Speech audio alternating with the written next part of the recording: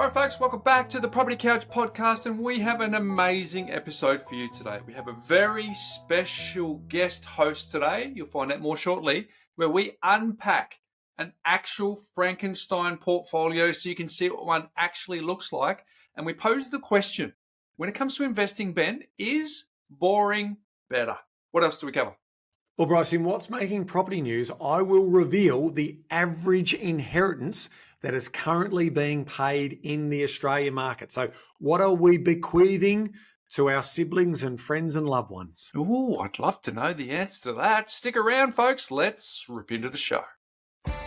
Welcome to the Property Couch, where each week you get to listen to two of Australia's leading experts. Bryce Holdaway, co-host of Location Australia on Foxtel's Lifestyle Channel, co-host of Escape from the City on the ABC, and partner of Empower Wealth Advisory. Ben Kingsley, chair of Property Investors Council of Australia and the founder of Empower Wealth Advisory, named the 2018 and 2019 Property Advisory Firm of the Year. Stay tuned as they bring you the insider's guide to property, finance and money management. All right, folks, welcome back to the Property Couch podcast, and welcome back to you too, mate. For those on audio, they won't understand what is going on here, but you've got something on your head. What's going on there? Well, obviously, aren't we celebrating the Freo Collingwood result? No, that's not true. No, I don't want to be rude about the fact that you only played our reserves and still get the chocolate. No, there's something else, and it's also, no, it's not the new book that I'm celebrating. There is something else that I quickly would like to celebrate. Are we ready for this? Who would have thought back in 2009 to 11, where we built a new product called property planning, and we basically went in depth and we released in this new product into the marketplace in 2010, that we're celebrating. Come in, Robbo. Hello. We're celebrating 5,000 property plans for our amazing clients, and obviously inspiring books. Originally, Tagby, and now $3,000 a week, how to retire on that. So that's helped over 5,000 households. A couple of other little interesting data points there as well. Before you go there, Ben, which one of you is Tweedledee and which one of you is Tweedledum? How much did he pay you to put that hat on, Dave? Yeah, well, the things you do. And we also need to recognise the great late Michael Pope for the brilliant work that he did as part of creating these plans that are just basically very rich cash flow modelling tools to help households build wealthier tomorrows and create financial peace. But just some rough numbers, Bryce. $10.5 billion what? How much? Of property recommendations inside those plans. How much? And 10.5 billion with a B. With a B. Or should I have done that? Billion. With yes, you should have. And then that's also a calculation of just over 9,420 property investment recommendations inside that. So you can see 2 to 3, it's all you need to build that passive income out. You do some rough math there, it sort of sits in that sort of number, doesn't it? And of course, some people didn't do the full portfolio plan. Some have done property plans where we make the one recommendation as opposed to multiple recommendations. But I just wanted to celebrate Robbo as the head of the department, and in terms of the work that we've been able to do through the business. Well done to everyone. Well done to our property investment advisors. They do amazing work in helping households identify opportunity and realise and take action off that opportunity. So well done, everyone. So, Ben, what I want to know is, I'll ask you, Robbo, is does that include the 6 plans that we did for the book as well? Does that include? Included in the number? Not included. No. I like what you did there, Bryce. I like what you did. Yeah. Hey, Dave, that's a significant number, and that's households, that's plans, that's people who share life agenda on those plans. So it's more than 5,000 people. But it's that's incredible. What sort of impact does that have for you to think that your team has actually overseen that many plans? Oh, look, it makes me proud. It makes all the team proud, and no doubt, it's been a long journey, and all off the back of the great work Michael Pope done in the early days. He'll be extremely proud of that number as well. And it's come quickly. Most of the team they've got their heads down and they're focused on the individual clients they're working at.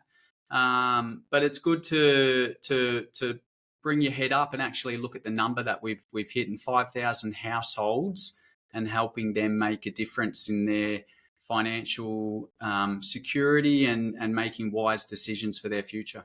Yeah, I think when we started the business, we had a mission of, wow, wouldn't it be amazing if we helped 1,000 households do their thing? And then obviously that has now expanded where we want to create financial peace for 10,000 households.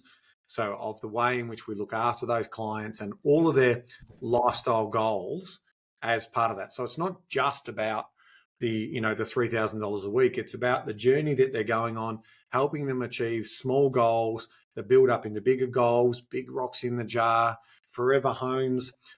Some of the best plans that I've seen, created over the journey have been ones where it is about, them thinking about moving up into their forever home and then juggling the sort of strategies around what that looked like as well. So no, it's a testament to, a committed team, to the work that everyone does here on a day-to-day basis to help our clients. And so we thought we'd take a little bit of hubris and celebrate an important milestone. Well, and I think from Ben and I, Dave, it's thanks to you as well, because as we've grown the team and we've grown our community via this podcast, given the time commitments that Ben and I have had with other projects, you've actually been able to help grow that team, steward the team, and then on behalf of Ben and I as the face of the podcast, people who have wanted to retire on 2,000 a week now retire on 3,000 a week. They've been able to come in and under your stewardship help those safe pair of hands, help those advisors. So thank you, mate. Thank you for being part of that, and thank you to the team. Thank you. No thanks necessary. It's a great rewarding job, and working for the clients and problem solving for them is what brings the reward. Yeah. All right, Dave, stick around because I might actually sub you in a little sec. That'll make more sense as we go through this. But before we go on, Ben, this book is just about to hit the stands, hit the bookstores, but there's a couple of weeks. So what we wanted to do is, as and regular listeners of this show know, we've raised some money for the Indonesian charity trip that we're doing in a couple of weeks' time. Yep. We're trying to raise $10,000, which means 100 people get their eyesight back, which is incredible. And the tally yesterday was $5,447.28, which is remarkable, but Incredible. We haven't hit our goal. So what we're going to try and do, Ben, so if anyone donates $100, if they go to thepropertycouch.com.au/donation, we will send this book out to them so it's in their hot little hands before you get it in the bookstore. So for anyone who does $100 or more, just send us the receipt that you receive from the John Fawcett Foundation to info@thepropertycouch.com.au, and we will get the book into your hands ASAP. So if you want to jump the queue, that's the quickest way to do it. So if you want to feel good about helping some other people, jump the queue, go to thepropertycouch.com.au/donation. So, Ben, hopefully I'm nervous. We've got 15 days to go. We're just over halfway, but we're still not at our goal yet. So fingers and toes crossed for that. Yeah, absolutely. So again, if we've added any value, if you can take 5 minutes to pass on some of that value to the brilliant cause that Bryce is putting together to restore eyesight to these remote communities in Indonesia. It's a great story. Great cause. Hey, Dave, I don't know if you've read the book Ikigai. Have you familiar with the book Ikigai? Guy. No, I can tell by the look on your face. Ben, No. you haven't read it either, have you? Found one I haven't read.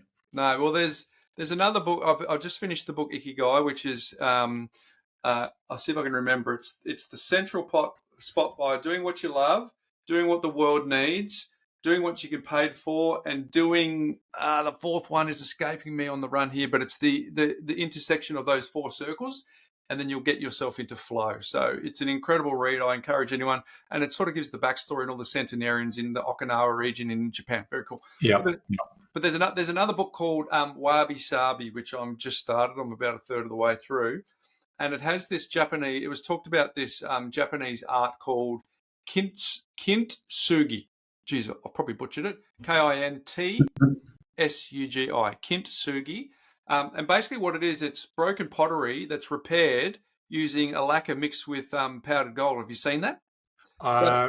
In fact, the great Bucks did a piece to the Collingwood boys about the importance of connecting all of that together. So, yeah, I have Nathan Buckley. So I've seen that's the only way I know about it, because it was up on the big screen when he was addressing the players. So basically, if you can imagine, Dave, Collingwood's on it. Imagine you've got a cup that you, like a cup of tea or something, and it's been dropped and it's broken into 5, 6, 7, 8 pieces. What they do is they get this lacquer and it's mixed with gold, and they actually put the cup back together using, what we would call a Bunnings spack filler, but it's clearly looks amazing. So instead of hiding those cracks, this art of kintsugi actually highlights them. So the break becomes the most beautiful part of the piece. So as you go on in the book, it's obviously a metaphor for how we need to see ourselves, right? So it goes on to say, imagine if we saw ourselves that way, not broken, not flawed, but rebuilt, with the gold of our experiences filling in those gaps. So every setback you faced, every time you felt things shattered, what if it was just the start of your golden repair? So my invitation to everyone is, don't hide the cracks, honour them. They're not signs of failure. They're proof that you've actually healed stronger than you ever have before. And I think it's a really good segue for today's episode too, Ben, because we actually are going to go into real life case studies around Frankenstein portfolios. And essentially what we're doing is we're actually going, here's some of the cracks. Here's some of the imperfections in the approach, but we want to honor those, and we want to actually embrace them and not hide them. We want to honor them. And so we're going to do that on behalf of the community today. But before we get there, Ben, any thoughts on that? Is that how Bucks presented it, or am I totally underwhelming compared to the way? No, exactly that. It's the pieces that, when put together well and gel well and get into flow, create amazing things. And that was what he was talking about, in terms of, we all come from all different walks of life. We're here for one common purpose, and that is to play great footy and to win premierships. And I think, but we're not all perfect. But when we can come together and do that, then ultimately you can create, some amazing outcomes. So, no, I think you did a great job of it, mate. Oh, mate, is that a compliment in public? Wow, geez, that's right up there with Haley's Comet. But that only comes every 72 years too, Ben, so you know. Hey, Ben, we're going to ask you to step down. Dave and I are going to take the reins today, so we will circle back and talk to you at the end of the episode. But Dave, thanks for joining me today. We've got a lot to cover. All right, folks, today we've got a very special guest. In fact, not only is he a guest today, but he's also my co-host, because Ben Kingsley isn't joining us today. But first of all, welcome to you, Dave Robertson. Thank you. Good to be back again. Mate, it's not, you've only been on a couple of times, and all of a sudden you've dethroned the king from his chair. What's going on? Yeah, well, we'll see how it goes without him. Yeah, well, when the cat's away, mate, the mice will play. So let's get up to some mischief. But thanks for joining me today. One of the things that we, when I was chatting with you, we did a Frankenstein portfolio piece 2 or 3 episodes ago. And we defined the Frankenstein portfolio as the stitched together advice, some from friends, some from podcasts, a bit from YouTube. Here's a little bit from a forum. And it's kind of a portfolio that lacks a clear direction, purpose, and cohesion. So I put the challenge out to you, mate, and you've, it's up for our audience to decide if you've delivered. But we're gonna talk through 3 actual portfolios today. And One of them, Dave, is a Frankenstein portfolio, and it's a doozy. It's a doozy. The other one is one that kind of needs a little bit of help. And then the third one is showing what financial peace looks like. But, mate, tell us what it looked like when you were looking under the bonnet to try and find a Frankenstein portfolio. Have you come across a few in your time?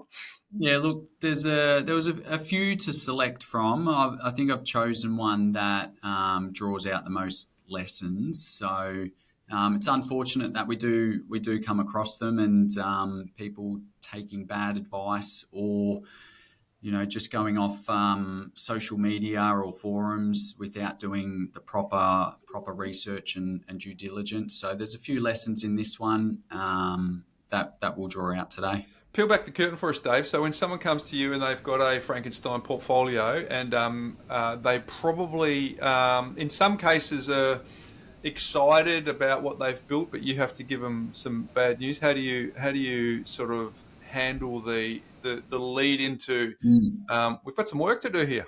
Yeah, look, it can go both ways. You can have some people that realise the mistakes that they've made and the situation that they're in, and there can even be a bit of paralysis, and they've dwelled on it for long, and instead of fixing those mistakes quickly, they've just sort of hoped for the best, that things might recover, but they're accepting and understand the situation they're in. Other times, you do come across some people that accepting mistakes, especially when it comes to financial mistakes, can be a bit hard to hear or hard to accept. But I suppose for us, it's really about going through it step by step and letting some of the data do the talking as well, and showing it. Yeah, and it's tough. Like for a lot of people, there's a bit of shame around it too, because we don't talk about money, and if they've made a mistake and they might have a Frankenstein portfolio, or they can relate to some of what we're talking about today.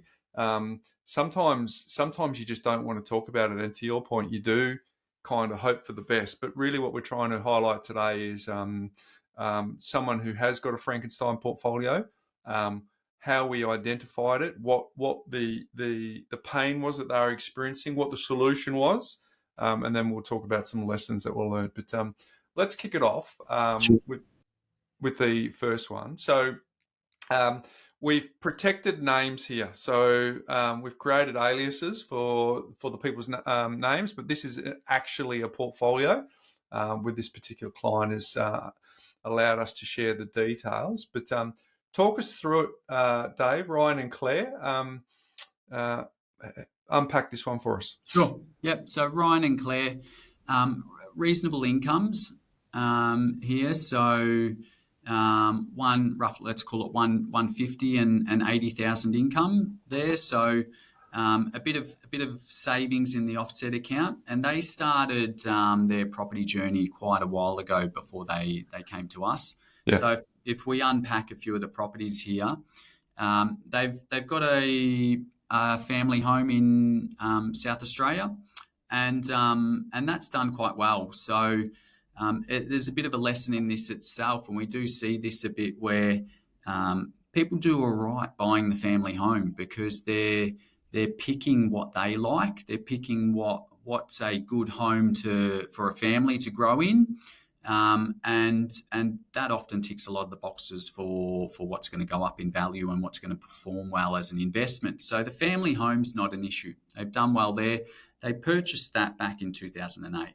So 2008. So let's double click on that, Dave. Like, huge lesson for everyone who's just listening is Dave goes, they've done pretty well on the home that they purchased, but as you're about to find out, we're going to work out if they'd actually done made some good decisions with the investments. But never forget the fundamental that investing is about chasing the owner-occupier appeal, right? And so sometimes we forget that. We have this beautiful home that has a lot of appeal to a lot of people, and then when we invest, Dave, we go, let's go and put our money into this obscure left field thing that doesn't necessarily have the owner-occupier appeal, but someone's used the word investment for it. So I guess that's just something that I wanted to make sure that our audience was fully across, that don't forget the basics, that what you like is probably the lane you should stay in. That's right. And look, there can be a lot of marketing and media out there that push a different narrative that an investor needs to buy something differently. So you can be influenced, but that's why you've got to do your research. Now, folks, just as Dave goes through this, we are showing real live detail up on the screen here. So for those of you listening via audio, we are going to do our very, very best to make sure that we acknowledge that you can't see what Dave's doing, but we're going to describe it. But if you want to re-listen to it in the future, go to the YouTube channel and you'll be able to see all the visuals as well.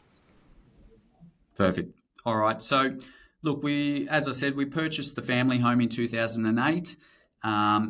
2012 was when we started the investment journey. And so this couple started to do a bit of research into investing, and property seminars seemed to be the way investors educate themselves back then. And so their first purchase was a Gladstone apartment, 2-bedroom apartment that they purchased off the plan. Okay, so let's set the scene, Dave. Where's Gladstone, please, for those who don't know? That's far north Queensland. For those watching, I'm just showing on the map as well. You can see it's slightly south of Rockhampton in Queensland there. So pretty small town. Yeah. And close to the water. It's got some appeal there, but quite a small population, and it's known for mining and a few other concentrated economically. Spot on. So purchased off the plan for $499,000, which was far over value for what was the going prices of apartments in that area. So again, for those that are watching, just showing on a graph, if we look here in 2012, roughly the average price of apartments was $300,000. So a very unfortunate purchase that's cost them a lot there. Yeah. I bought my first investment property in Perth in 1999, Dave. It was $199,000 for a 3-bedroom apartment, but the median price for houses at the same time was $158,000. So I can feel their pain, because enthusiastic amateur hour means that you can make some decisions like that. But tell us what the unit's worth now. That'll be interesting, because we paid $499 and we've owned it for 10 years. So surely this is worth more, mate, wouldn't it? Yeah, well, you would hope so. But the lesson here, and the unfortunate thing is that unit has steadily declined. Valued at about $340 today. Okay, so just a lazy $159,000 below the purchase price. So we're in negative equity after a decade. And in fact, 2012. So it's 13 years in the market, which back then, if you had to spend $499,000 on a house, holy smokes, you would in that 13 years that equity. So not only have they lost $159,000, they've also lost the opportunity cost of what they would have gained. I purchased my first property in same year, 2012. That was a 3-bedroom in Melbourne for $480, so less than what they paid for a 2-bedroom apartment. Yeah. So, and clearly that's worth more now, Dave. So it's not only the pain of negative equity; it's the pain of opportunity cost. So, okay. So, what do they do next? Yeah, look, it gets a little bit worse with this one as well. And these are some of the red flags and warning signs here. It came with a rental guarantee for 2 years. And so they were excited by the yield. When that rental guarantee expired, there was a drop of $150 per week rent. Wow. There. And that rent basically stayed roughly the same for 10 years. Wow. Okay.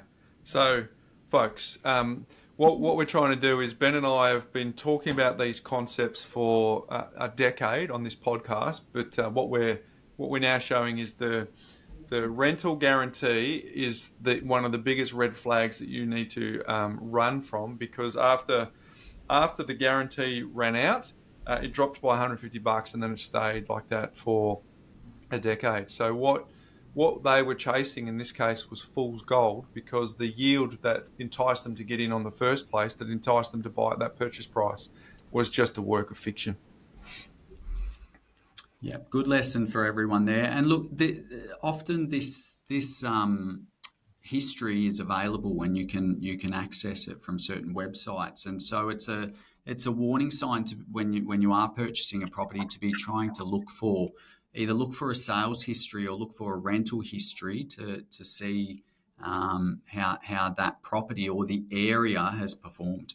Yeah, just go to the sold tab on the portals and go, I'm about to buy in Gladstone for $499,000. Let's have a quick look to see what's recently sold, to get an idea of that. And oh, by the way, have a chat to a couple of property managers in the area, and I say, what do you think of this rental value? They'll be pretty frank. They've got nothing to hide when they're the ones that are trying to satisfy landlords with the yields that they're trying to chase. So there's two things you could have done.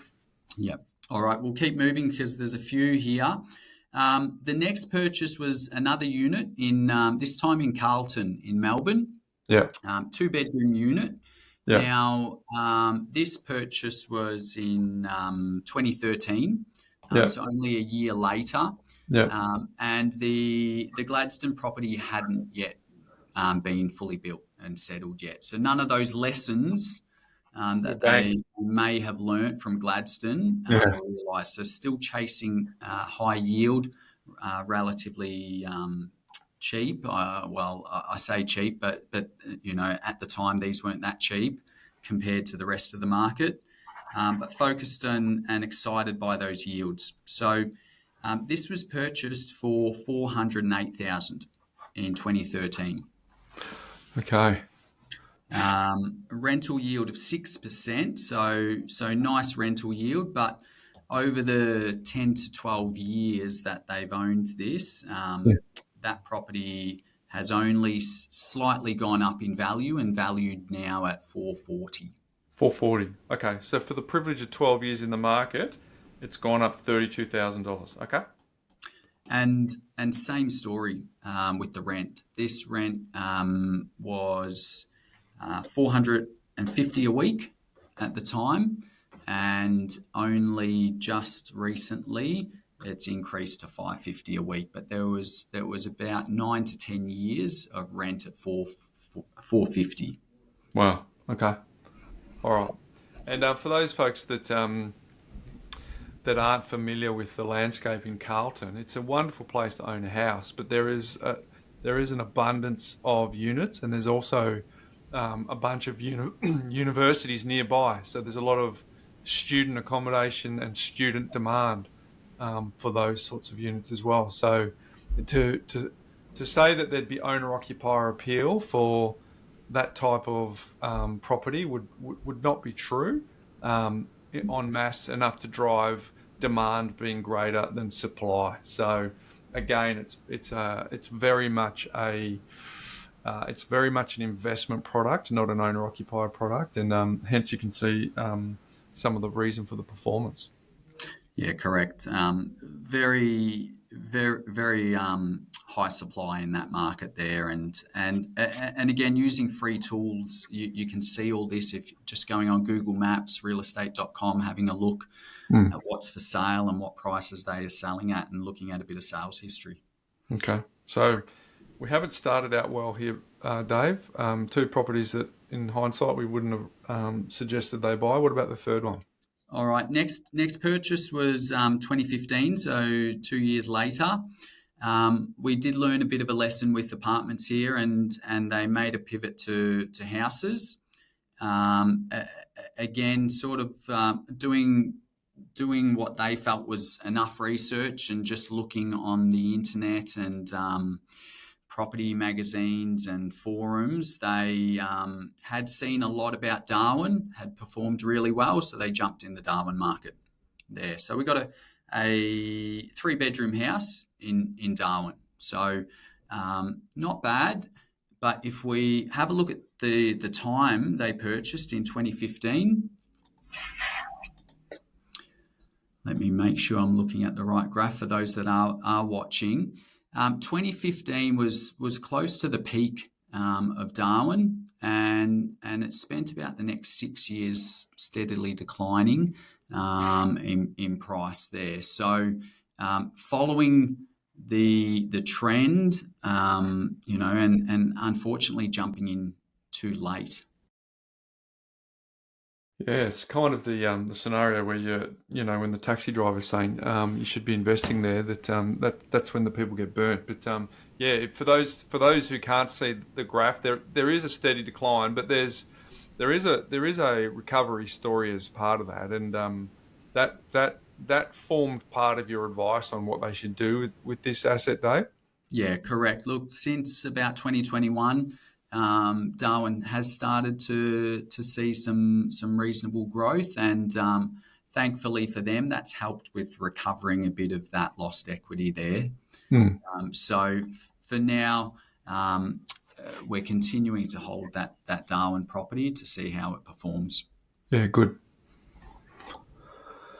All right, one more. The last purchase they made was 2021. So a few lessons learned and a few scars on their property investing journey here.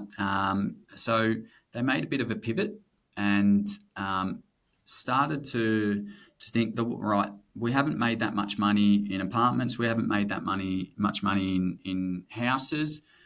What I'm seeing now is a lot of talk about the way you make money is development.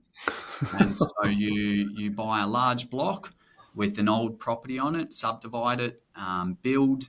Interest rates were cheap at the time, and you sell for a profit, or you sell one and you keep one, but you've got to generate some equity through building. So we purchased a reasonably large block in Rosebud, Melbourne, which is a nice area down the peninsula. Yep. Quite popular. Good area. A lot of Melbourne likes to head down there on the hot days. So great area they selected. It's a reasonably large block with an old house on it. So they purchased that in 2021 for just over 800,000. 818. So we've got a 2-bed house with the potential, but its yield is sitting around that 3% level, isn't it? Around the $320. Yeah, correct. Not much in terms of income for this one, because it is quite an old house, 2-bedroom. There, I'm just bringing it up for those that can see the screen, and needs a lot of work. The 2-bedroom house, or it's a knockdown. Lots of development potential. But what's happened with this one is we've purchased it. We've got all excited about doing a development, making money. Interest rates have gone up, and we can't service any lending to be able to do a development. Yeah, wow. Okay. And not to mention that the experience that to the credit of this investor, they are action takers, and I love that about them. Right? They're getting in the arena. They've had a run rate here of 2012, then 2013, then 2015, then 2021. So over a decade, they've actually got in the arena. So that's a massive win for them. But look, at the end of the day, the fact that they've bought in Gladstone, Carlton, and Darwin doesn't necessarily qualify them for experience on being a property developer, because you're moving from passive to active.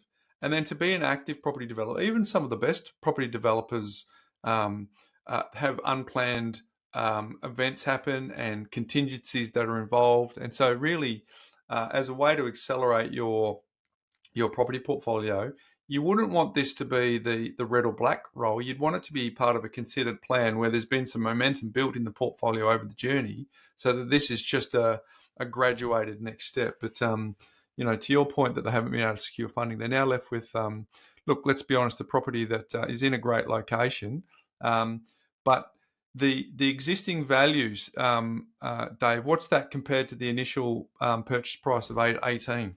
Yeah, so purchased 818. It's sitting at 715 at the moment. There, we've seen, as you know, Melbourne market has been pretty flat and a few percentage points under over the last few years. So hasn't gone up in value. The house is needing a lot of work done to it. So they're in a bit of a stuck situation here where do we hold on to it and hope one day we can develop it, or do we keep sinking money into maintenance in this old 2-bedroom house? All right, let's give some insights to our audience, Dave, on, okay, so we've now laid out the Frankenstein portfolio. What sort of state of mind were they in when they came to chat? They came to speak to us in 2024, early 2024, and looked quite stressed around the interest rates that we all saw go up so rapidly. So that's really impacted their cash flow. They're also conscious a lot of this debt was on interest only, and that's going to be coming off. And so quite a significant increase to their repayments if they can't refinance. And just having a feeling of paralysis. So knowing they've been burnt on quite a few properties, but don't have borrowing capacity, what do we do? We've got some properties that are negative equity. So if we sell, we've got a larger loan there than the property's valued at. So can we even sell? So lots of questions. But the good thing is they're acknowledging the situation they're in and realising it's gotten out of their hands. Yeah. Okay. So how do we fix it? What do we do? How do we fix the Frankenstein portfolio? That's what everyone wants to hear. Sure. Look, we took it step by step and doing quite a deep dive into each property. And there was some easy picks there for what we need to get rid of and sell. So after doing a bit of planning work with them and forecasting some different scenarios, what we did is we put the 2 apartments, both Carlton and Gladstone, on the market to sell. Now, you would notice when we're looking at those property values that we are negative equity. Yep. So we were prepared for having to refinance some of that Gladstone loan against their PPR if they do sell, because they don't have the cash to cover that difference. Ultimately, what ended up happening was Carlton sold first, which did provide a bit of a cash boost there. And then Gladstone sold shortly after. So let me just put in the sale dates here. And we can see how that works out. But what this has done for them so far is we've gotten rid of their poor performing assets.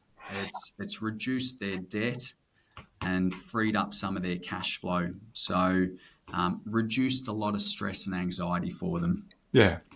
Number one, that just take away that feeling of financial survival, so that you can get back to ground zero. That's pretty important. But essentially, what we've done is they've given back a little bit of their gain from their PPR. So they've grown the value of their house that they live in. On paper, they've given some of that value back, but also kept the 2 investment properties that were houses, given that the long-term potential of those 2 would be quite good, particularly given the timing of Darwin right now. Correct. Yeah. And so we've gotten rid of the 2 apartments. That's freed up a lot of cash flow and also reduced their debt from roughly 1.9 down to just over $1 million, roughly 1.1 there. Almost half, yeah. Yeah. So that has been great. The next step from here is deciding what to do with Rosebud. Yeah. Yeah. So as you mentioned, Darwin's potentially got some good upside. Yeah. So does Melbourne. But the problem with Rosebud is it's an old rundown place. Cash flow drain. Yeah, it's costing them money in maintenance. And so what to do with that? So they are doing some research and talking to experts on the feasibility of a development in the future. Yeah. That is one option if that stacks up from a cost and a lending point of view there.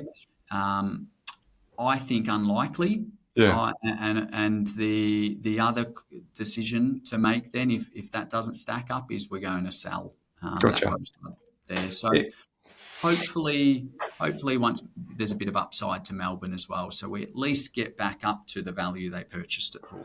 The challenge for people, and there's a lesson here for our audience, is when you're buying these development sites that maybe can knock over and build 2 townhouses or maybe 3, but generally 2. Quite often, part of the feasibility factors in future growth, as if you'd done nothing, right? So you work out what the end sale price is of what you're planning to build, but by doing that, you're having a look into the future, and you're actually factoring the price of the townhouses just from a little bit of the lift of the land, not from the development. So quite often, in this case, they bought for 818 and it's worth less than that. So the profit required to even get them to break even is the challenging part there. So I think there's a couple of things. If they're going to play that game, they've got to be holding that for the long term. They've got to be able to withstand the cash flow, and then it really comes down to an opportunity cost scenario again. But look, I think the thing that we really want to drive home for the listener here is don't confuse activity with accomplishment.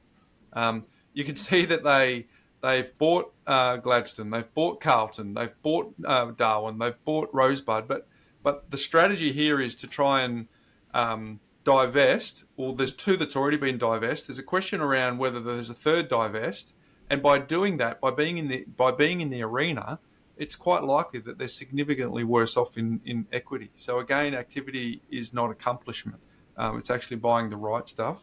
And we're gonna pivot to later on in this chat what that might look like. But clearly, you could see while this couple were in a world of pain. Yeah, and quite a few lessons there, and chasing after different trends for get rich quick rather than play the long term. So chasing after mining towns, but getting in at the wrong time, chasing after high yield apartments. Chasing after developments with no clear long-term strategy with any of it. Hey Dave, it's pretty tough for people at the moment who are trying to play the game right. So Ben and I have been around for eons. We're the dinosaurs, and we've got this really boring, conservative, get-rich-slow plan, right? Which doesn't necessarily stack up in the marketing world right now online, where there's lots of sexy sizzle around. Look, we created 27% equity in 5 minutes and all that sort of stuff. But what we don't get to see in some of those conversations is very short-term spikes, but long-term hold. Have they actually been able to withstand the test of time? So I guess we'll put our hands up and say, yeah, we are boring, we are conservative, we are get rich slow. But at the end of the day, all you want to do is define the goal. You want to get to the goal, and you want to get to the goal on time. And in some cases, some of the promises that are being peddled in the marketing online would suggest that we're boring and you shouldn't do that. But ultimately, if you can't get to the goal, we can't get to the goal on time. As we can see in this portfolio, what's the point? Because there is a lot of anxiety that goes on in the minds of the people that have to that have to hold these portfolios, but also.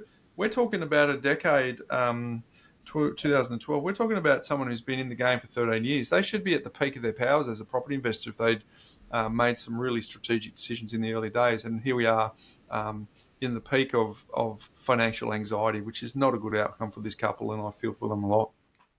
No, it's unfortunate.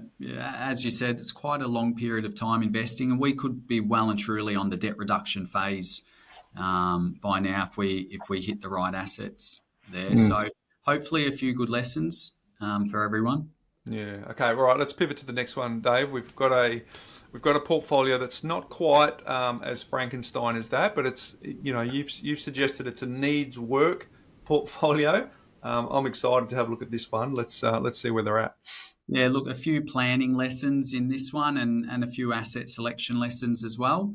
Not nearly as troublesome as the previous, but Steve and Melissa, and the same story lands here, where they've got a great principal place of residence in Stafford Heights, Queensland, which has done really well. There. So that was purchased for just under $500,000 in 2014. So it's getting close to $1 million value now, and they've steadily been paying down that debt over time, which we'll probably talk about the debt story a little bit further later. Yes. From there, they've decided to jump into some investing. A bit of a similar story. Purchased an apartment. This one was a 1-bedroom apartment in Mackay, which again, North Queensland, for those that don't know, small population, has had some periods of very exciting yields, but over the long term, very volatile and risky. Yeah, so that was an 8% yield, which was very exciting and sort of what attracted them to buying low value properties with high yields. And if you do that, you can buy lots of them, and you can build this passive income through lots of 6 and 8% yields on properties. Yeah. Wow. So so it's the volume game where you get little margins on a lot, which will accumulate to a fair bit. But okay, so how's that tracking? 8%, and 300. That was about $330 a week in rent. Yeah, and so that was purchased for just over 200,000, 205,000. Today it's valued at 245. Okay. So some similar to the other story there, some opportunity cost. Yeah. Well, the good news is though that at least they didn't get out of it with handing their pants back. Having their pants handed to them, because after stamps and that, they probably taking into account the good yield, they're in front there. Yeah, just it's not a terrible story where they're going to have to fork out extra money there, but they've been very fortunate that over the last 5 odd years, Mackay has been picking up, and so that's provided a little bit of equity, but unfortunately it was wrong type of asset in Mackay, so they haven't picked up any of the big uplift that Mackay's seen in more recent years. Okay, all right. So the first 1-bedroom unit, but they had another swing. What did they do? Yep, we had another swing, this time a house. So this is down in Tarneet in Melbourne, 4-bedroom house. Tarneet's a bit of it's a newer area to Melbourne. There is some older pockets of Tarneet, but there's some newer estate areas around there. Look, this one, there was no real science behind the asset selection and the location here. They just wanted to go for a house, had their mind on Melbourne, and this opportunity came up. This property was purchased for $530 in 2019. So it has had a good bit of growth over a few of those years. Has stalled more recently with the flat Melbourne market, but they were fortunate enough at the time of the purchase, they got it for a good price. Yeah, they did. I mean, if you're buying a 4-bedroom house and you could say your purchase price was $530 in Melbourne, that's a good outcome, right? So, and to your point, it's seen some growth, but Melbourne's had its last couple of years has been on the decline in the cycle. But given where Melbourne is now in the cycle, that's a good one for them to hold. Yeah, so there's some good potential with that one. The final property they purchased was another house, 3-bedroom house in Tassie. Yeah. There. So again, going for a house with a reasonable yield that Tasmania had. Their Melbourne property was having some growth, but not great yields in Melbourne at the time. So Tassie seemed to be giving both good yields and good growth. So they purchased a house in 2022 for $670. Okay. So what about its value now, Dave? How's that sitting? Yeah, it's sitting around 655. Okay. So purchased a bit at the peak of the Tassie market, and we've seen a little bit of a reduction in price there. yeah, and I mean that's a repeatable cycle that we see humans do for centuries, right? To buy at the top of the cycle. But what Ben and I said during the Tassie boom is that we weren't going in there because we thought it was a short-term boom. So those people who are traders or speculators wanted to get in.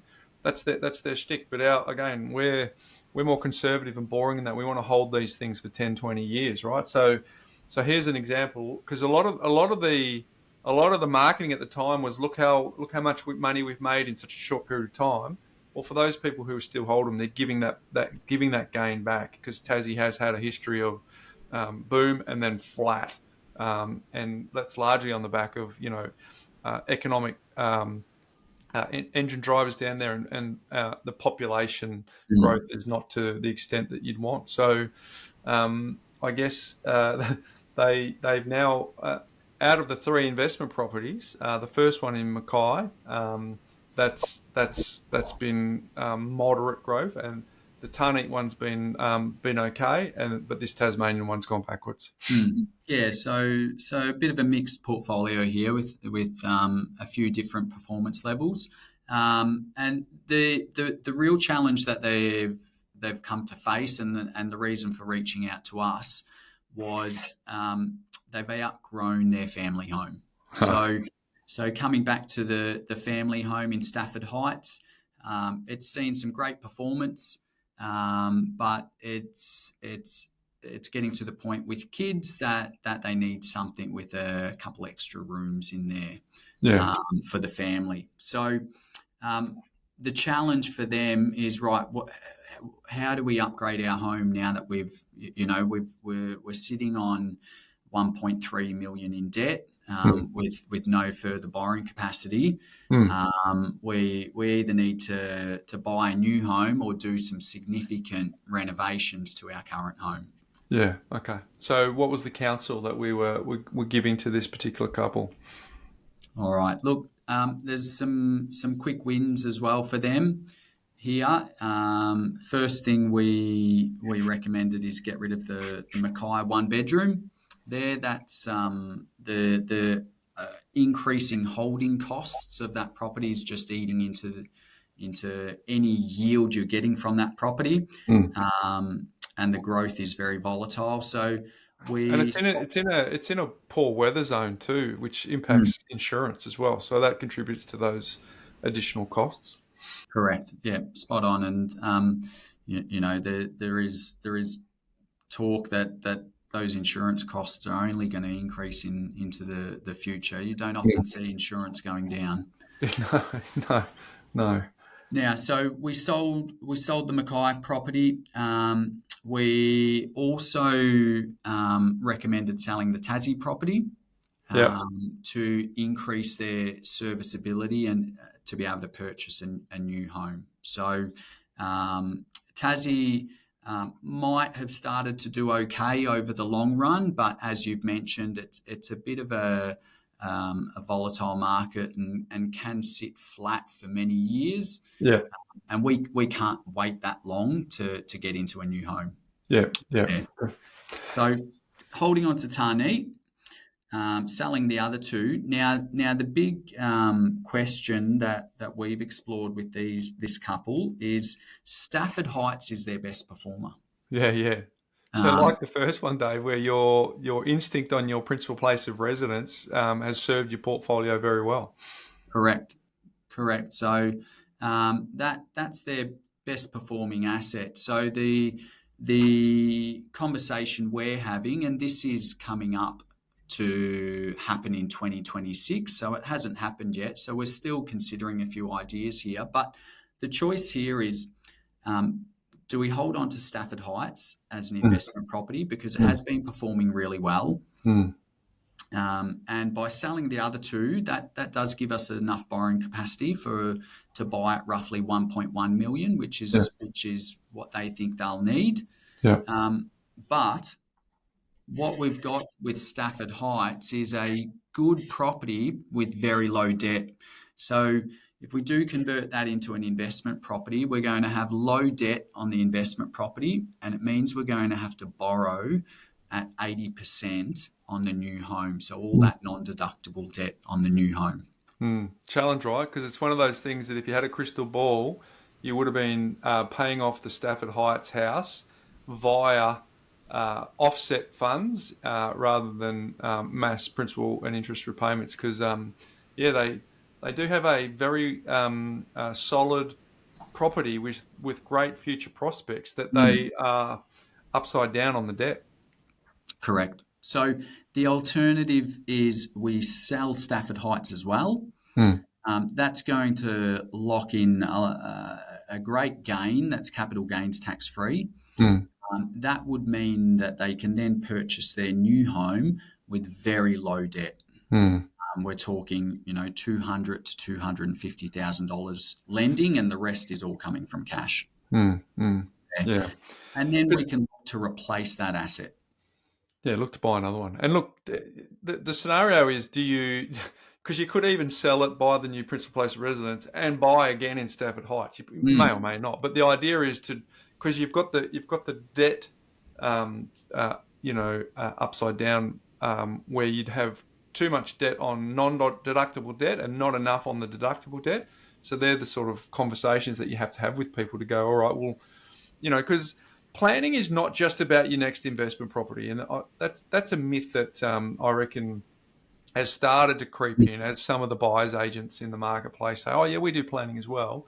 But there's one thing to plan to buy your next property, and there's another thing to plan your life, create lifestyle by design, and actually get optimized and sequencing events right on what you're actually looking to do with your bucket list. And they are two very distinctly different things. And I think this is just an example of having those conversations around, okay, what does that look like? And doing it on paper first before you actually execute on stamp duty and recycle costs as well, which is pretty important. But this couple do have a decision ahead of them.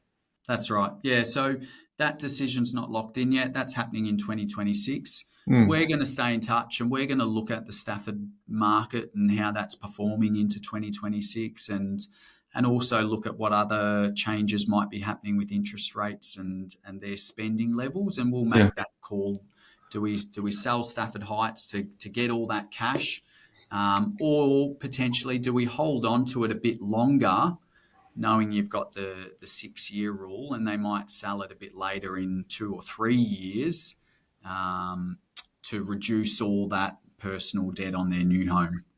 Plus all the rental income that would come from the property would largely be positive cash flow if they've got very little debt against it. So that could help them pay off the new owner-occupier debt as well. So they've got a few decisions to make. But all right, so that's what a needs work portfolio looks like. Not quite a Frankenstein portfolio. Elements of it with that purchase in Mackay, but not quite there. But so we've gone from Frankenstein to needs work. Now let's have a look at what a calm portfolio might look like.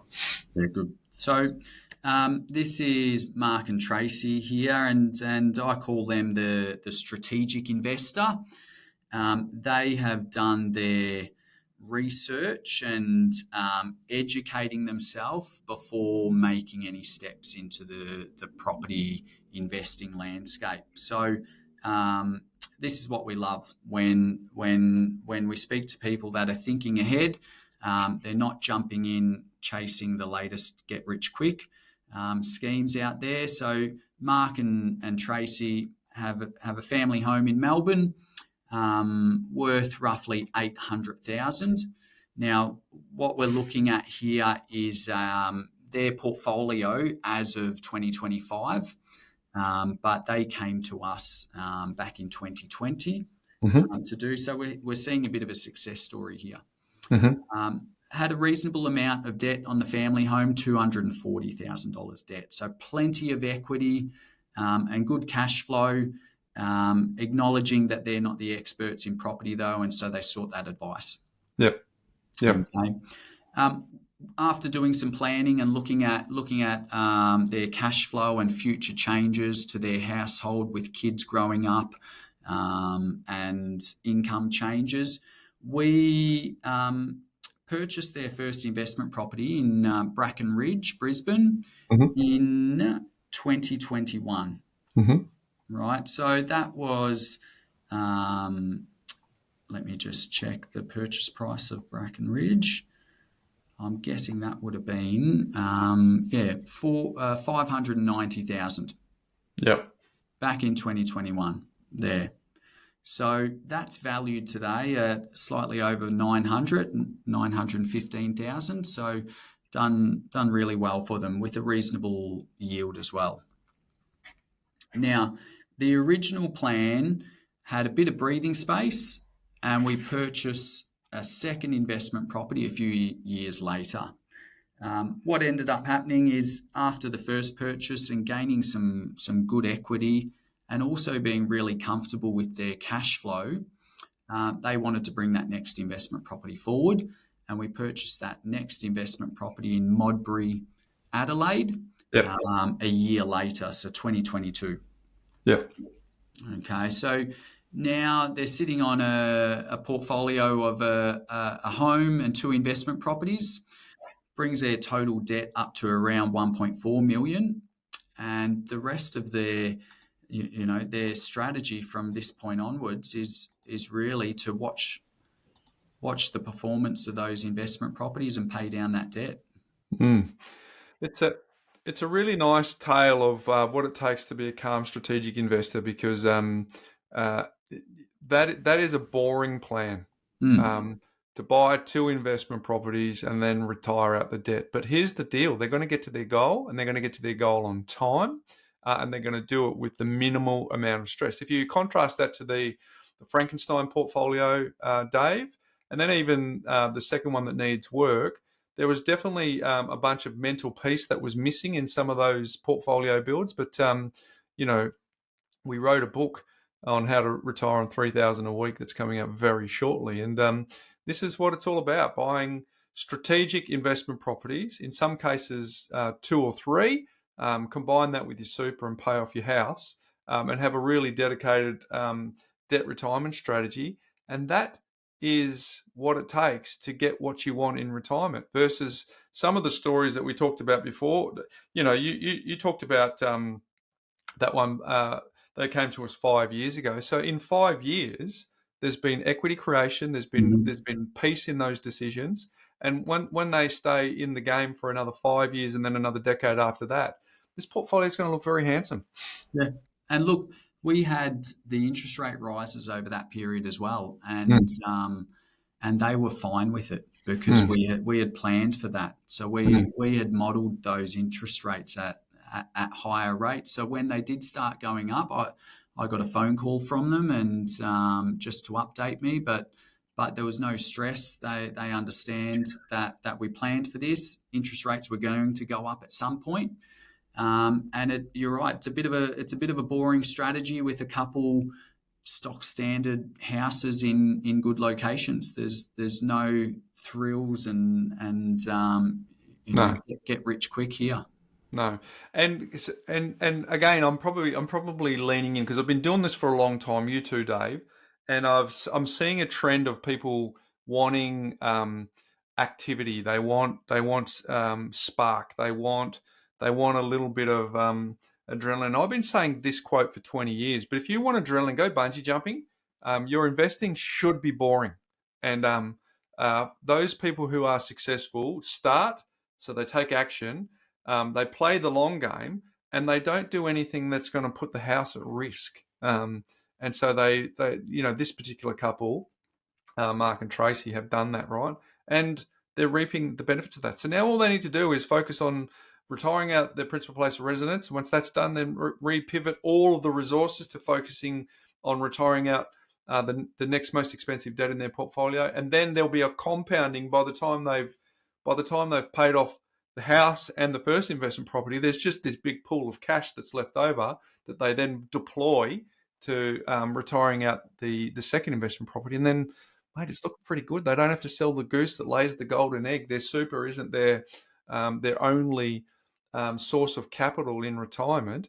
They can draw on the super, and when that runs out over the journey, they've still got these investment properties that will deliver a passive income. So it's again, anyone who's listening to this, I want to caution you against anything that sounds sexy or sounds active, or if you have a risk profile that doesn't match property development, doesn't match renovating, doesn't match getting in and getting out and transacting and turning over, if that doesn't match you as a person or you as a risk profile, then be very careful about being seduced by that. So my hope is that, Dave, anyone who's listening to this who knows someone who's looking to invest in property or might have a Frankenstein portfolio or might be somewhere in between, that they actually take a screenshot of this episode and send it off to people, because the problem is we don't have these big massive budgets that we're spending to get into the online marketing game. So unfortunately, a lot more people are going to get seduced by some of the messages that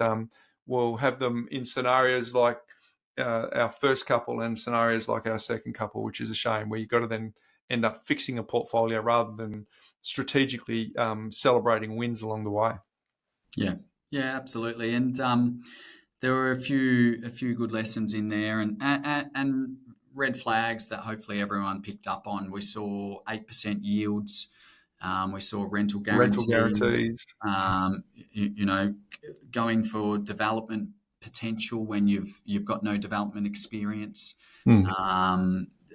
So and what we saw in all three couples, they all had reasonably good family homes. Yes, that were some of their best performers there. So there's a lesson in that in itself. But I actually think that is the key takeaway here. I think that is the key takeaway. Folks, never, ever, ever, ever, ever lose sight of the fact that property investment is a game that the owner-occupiers dominate, they drive, they are emotionally invested. Never ignore that fundamental, that if you want to invest, go into the owner-occupier lane. Don't get into the investment product lane, because why would you go and play where the minority are playing? Why wouldn't you go and play where the majority are playing? So for me, that's the number one in terms of what you shared here. Their own principal place of residence, if they've bought a house on some land in a reasonable location, in a reasonable spot, has actually performed pretty well. So I think that's a really good lesson. Hey, Dave, it's always a pleasure to have you on.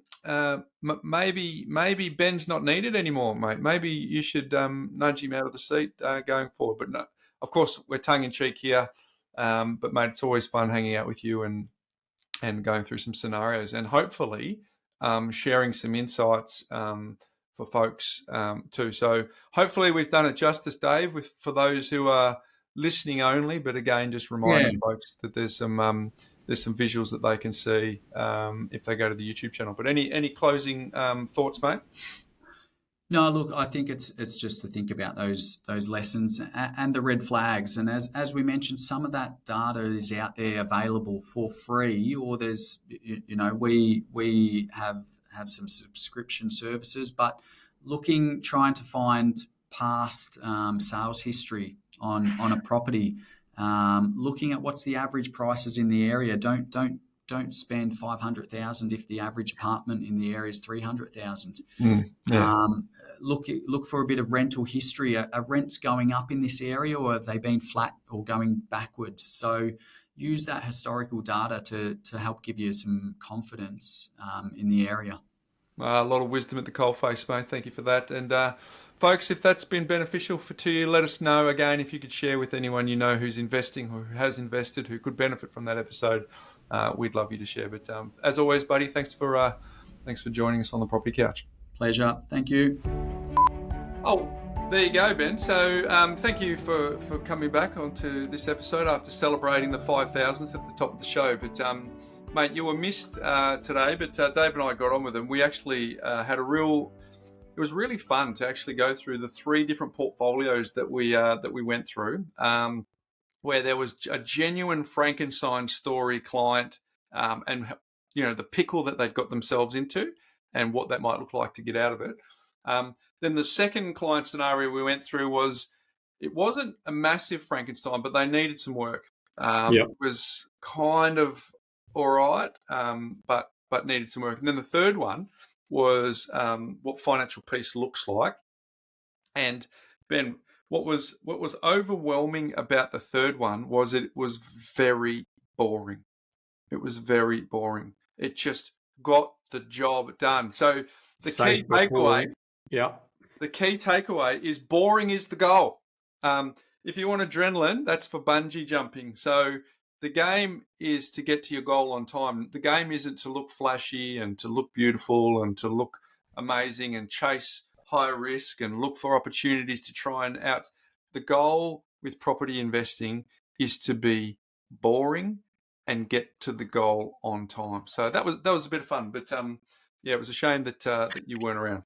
Yeah, and obviously, if people are watching this, they'll see that we've had to pre-record the body of today's podcast, and that's because, unfortunately, I did have some very sad news in relation to my father-in-law who had passed away. So you'd obviously pre-recorded that session, and I wasn't able to attend to that session because of him. So, Gordon Davidson, obviously, I'd love to dedicate, obviously, this episode and also thank you for the contribution that you've made to my life, to my wife's life, and obviously you dearly missed. You packed an incredible amount of life into your 74 years, but unfortunately, cancer got you too early, and it was a little bit unexpected for us. So, it's become a bit of a shock, and so we'll be celebrating his life over in Western Australia there over the coming days.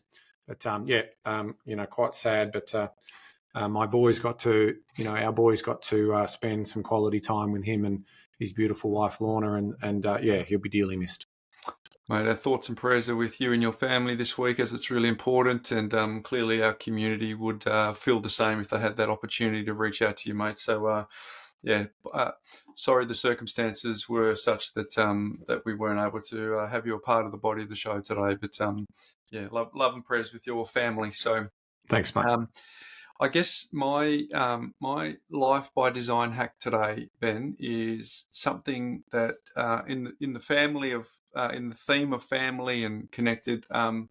As you know, I'm trying to do whatever it takes to stay connected to the 2 boys, as my eldest is just about to turn 14 yesterday. And it's amazing how you get lost track of time, right? 14, who would have thought? And then my youngest is 12. So I came across, and I'm always looking for hacks to because I know what's coming, Ben. I know the fact that they reach teenage years and there's that sort of independence, trying to find themselves, cleave from the parents, all that sort of stuff. So how do I stay connected to my boys in a way that allows him to have his independence and also grow and grow into the man that he wants to be? So I came across this this reel that we're going to play now, and then I'll have a comment afterwards. Shut up. Listen. This is so important. Parents are awful at listening. You've heard of active listening? Yeah. So active listening, it's like so simple. Child says something. Before you give your 2 cents, just repeat it back and sort of listen to the feelings behind the words. I want to have blue hair. I know what my dad would have said. It's not, I want to have blue hair. No way in hell, as long as you live in my house, you're going to have blue hair. But what does that do? It just shuts down the conversation or starts a fight. Like, oh, you want to have blue hair? And then just be quiet. And then the child might say, everyone's doing that. My dad would say, I don't care what anyone else is doing. As long as you live in this house, you're not going to have blue hair. If they're going to jump off a cliff, are you going to go with them? Not helpful. Sounds like you want to be like the other kids. And then he might say, sometimes I feel like I don't fit in, which is really the conversation you want to have. It's just helpful to listen. If you have time and you have listening, you bond, and then the kids tend to pick your values because they're bonded. And then when they make a mistake, don't rescue them. Today, parents do way too much for their children, and they steal their self-esteem. I often say, if you do too much for your kids, you build your self-esteem by stealing theirs. So there you go, Ben. So clearly our audience gets to get an insight to where my mind is and where I'm trying to grow and trying to improve. But I just thought that's a life hack for me. And so if it's a life hack for me, I wonder if it's a life hack for anyone else in our community. Because 100%. Put me in that camp. because like, what are you doing that for? Oh my yeah. God. Like, Let me save you the pain. Let me save yeah. Blue hair. You want blue hair? Well, for as long as your backside is pointing to the ground, you're not having blue hair in this house. But, please go and have blue hair. No, go and get a tattoo. I'm sure it'll go well in your new apartment that you'll be living in, or all right. Maybe this is speaking to you, but I just think it's. I just thought I thought it was a beautiful little reminder that the gold lives 2 or 3 questions deep. So I have been trying this with Jack. You know that my favourite hack is to go and talk to him with the lights off just before he goes to bed because he tends to open up. And this was just a nice little reminder that that just because I'm going to project all my stuff onto him, like at the moment, Jack has a haircut. You'll see it in Bali. It's like every AFL footballer's haircut. It's sort of short on the side, and I just say, great haircut. I take him to the barber.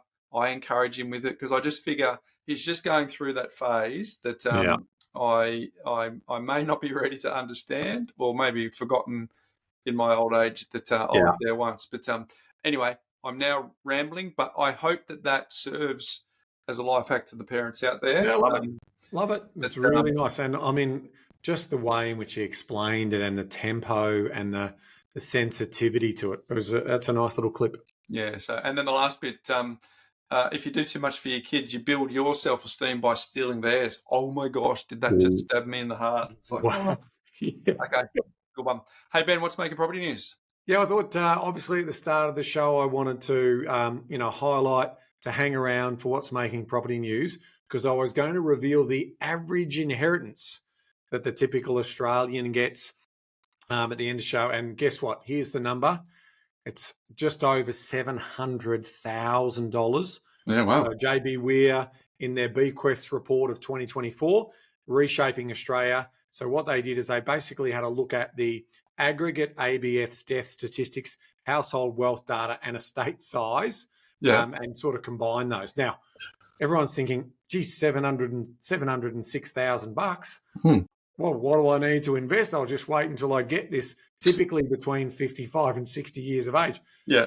Here is the point, people. Averages can be skewed by very, very big sort of outliers in terms of significant average. So it's not a plan. It's not a plan. I just thought I'd share it for curiosity's sake, because it also does make you then think about, however, is if you're looking to invest and you're thinking, how am I going to retire debt?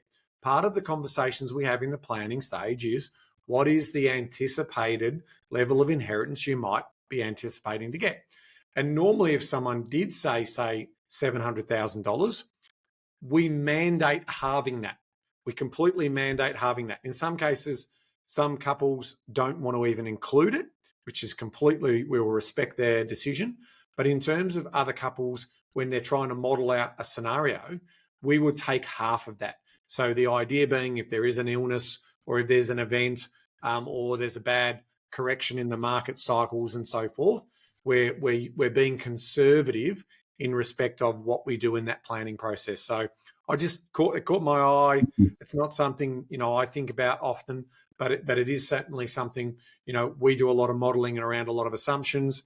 And this is the typical household in Australia.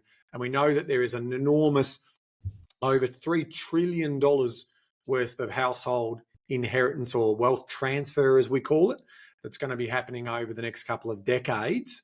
And that bodes well for standard of living, lifestyle, and comfortable parts of that. And if you keep building on that and you pass it on to the next generation, all of a sudden the world opens up to choices around how you live and how you work and how you play. Yeah, nice. And they've given you the mean value. Wouldn't it be nice to see what the median value was? Yes, exactly right. So so I caught that in an Australian Financial Review article, and then I went and dug a little bit deeper in terms of finding the report, in terms of the bequest report from JB Weir of 2024 in Australia, reshaping Australia by passing on more than assets is what the name of the report is, if you want to learn more about it. Love it. Very good. Thank you, mate. Well, we covered a fair bit today. Again, thanks to Dave for joining us. And my hope from this podcast was a few weeks ago, we told you what a Frankenstein portfolio was. The hope for this podcast was for you to actually see, is that just a concept that you blokes talked about and doesn't really exist, or does it? I promise you, it definitely exists. Frankenstein portfolios are definitely a reality for a lot of people. And I think one of the takeaways for that is chasing riskier outcomes mean that some people face poorer results. Yeah. So boring is the goal, folks. And getting to the goal on time is the goal. So, mate, as always, thank you. All the best this week for your family over in Perth. And until next week, mate. Knowledge is empowering, Bryce, but only if you act on it. Well said. See you next week, folks.